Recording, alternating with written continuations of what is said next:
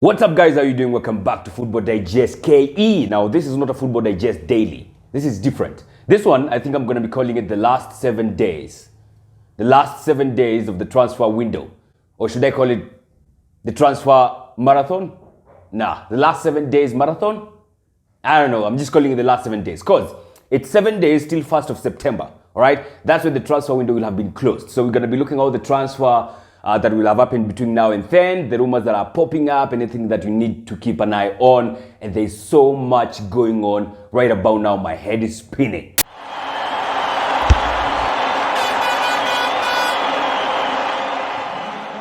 First off, yesterday news came out, reports came out that one guy like Kylian Mbappe wants to go to Real Madrid. It has been his childhood dream for a minute, and he wants to go and emulate his idol who did the thing at Real Madrid, who's now at Juventus, all right? So he's always wanted to go to Real Madrid, and he's going to go. It's not a question of if, it's a question of when. Now, PSG have been trying to offer him a contract extension. He has 1 year left in his contract. His contract is going to be ending come summer, come the end of this season, and yeah, he will be leaving. So it's either they sell him now or they lose him for free come 2022 summer. As in, you just can't imagine losing someone like Kylian Mbappe for free. It's unimaginable. And for that respect, Real Madrid have made a 160 million euros offer to PSG. Ile tuka courtesy, because unajua, huyu guys, if you don't let him go right now, we can start negotiating with him in January. And then by June, he'll be ours. You know, so it's kind of crazy like that. So Kylian Mbappe to Real Madrid is one to watch out for. Now, of course, he knows he's going to be living under the shadow of Messi and all that stuff. But I think it's more of him wanting to fulfill his childhood dream than living under anybody's shadow. All right, so that's going to happen one way or the other. Another one that is making headlines like crazy is this guy. Now, this guy apparently wants to leave Juventus. He wants to go to, hey, I can't believe this, to Manchester City.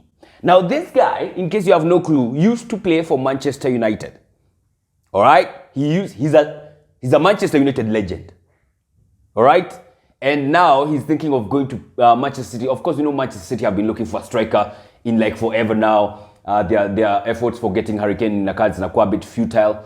So they're thinking, you know what, we might just go and talk to Cristiano. Now, apparently, Juventus would be willing to part with him once they get like 25 million euros fee. And I'm like, what? 25 million euros fee, of which apparently Manchester City does not want to pay. Makes absolutely no sense. Now, of course, maybe this might or might not happen, but boy, it's quite interesting. There have been some rumors, oh, he might be going to PSG, blah, blah, blah. I don't think that is happening. It is reported that Manchester City is one of the options that he's looking at. Of course, him and his agent, Jorge Mendes, they are looking at the prospect of him joining Manchester City, so that's going to be interesting. There's also been some rumors that Aubameyang may be up for sale to Manchester City, or Manchester City should be looking at Aubameyang if their efforts for Harry Kane don't bear fruits. And this is the last 7 days, so something has to give here for Manchester City as far as their search for a striker goes. Something has to give, all right? So that is quite interesting, and that is definitely one to keep an eye on. Another one to keep an eye on involves a guy who is leaving Madrid to go to London. Now, Saul is one of the guys who Chelsea are thinking of getting on loan, because they are thinking of offloading likes of Bakayoko, likes of Ross Barkley, likes of Drinkwater. Drinkwater still plays for Chelsea. He still earns his wages at Chelsea. So they're thinking of disposing those three and maybe getting Saul in. And you're like, you guys already have Jorginho, you have Kante, you have Kovacic. What more could you be wanting? And then you're thinking, all right, maybe they might need another midfielder because they're playing in Europe, they're playing in the league, and they want to win the league, and they want to win all these cups. So maybe. So Niguez, of course, now is available. He's being looked at by Chelsea to buy him on loan with an option maybe to buy, but that's something to be keeping an eye on. Also, Manchester United are interested in the player. Manchester United also are apparently looking at Camavinga. Now, this is, of course, another guy who plays for Rennes in Ligue 1, and apparently he's not willing to sign a new contract extension. He's going to be leaving for maybe 30 million euros. That's like 27. Imagine getting Camavinga for less than 30 million pounds. That's a steal. For a guy who's a teenager and that highly rated. Yeah. Anyone who gets Camavinga will be in for some good treat for a couple of years. Of course, Camavinga is being said that he's looking at PSG, so another one to keep an eye on. High profile signings, this ones. Another guy who might be going to Chelsea in just a matter of time now is Jules Koundé. Now, we know Chelsea have been looking for a centre-back for like a minute now.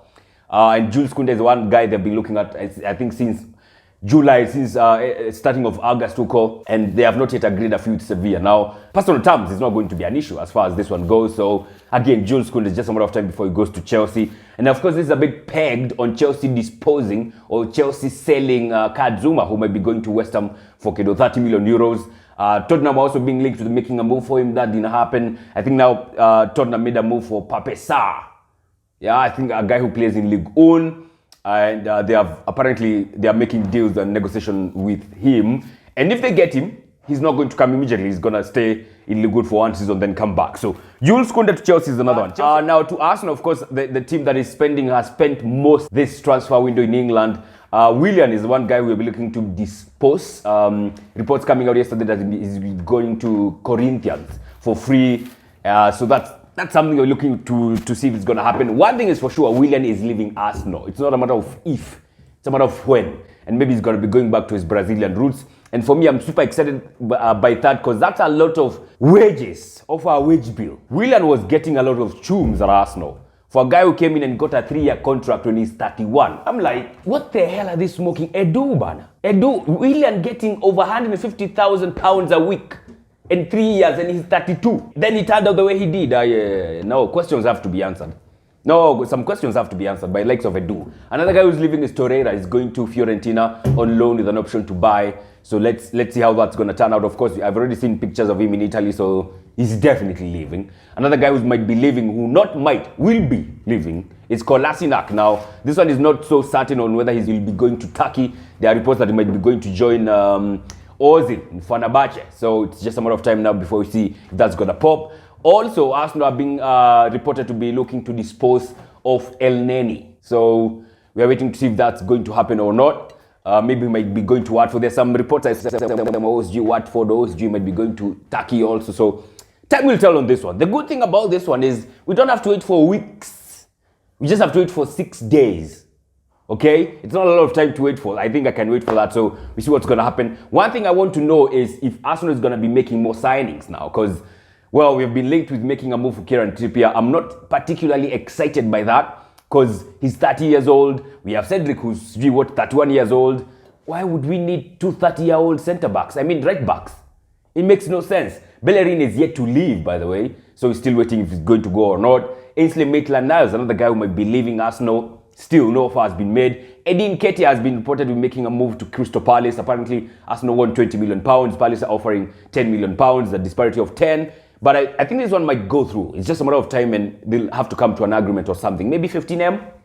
I don't know. Like I said, Willian is leaving. So if Arsenal is making all those players leave, because that's a lot of deadwood, I hope they're bringing in another good player. Or two at least. A right back and maybe a central midfielder, because it looks like Lacazette might not be leaving.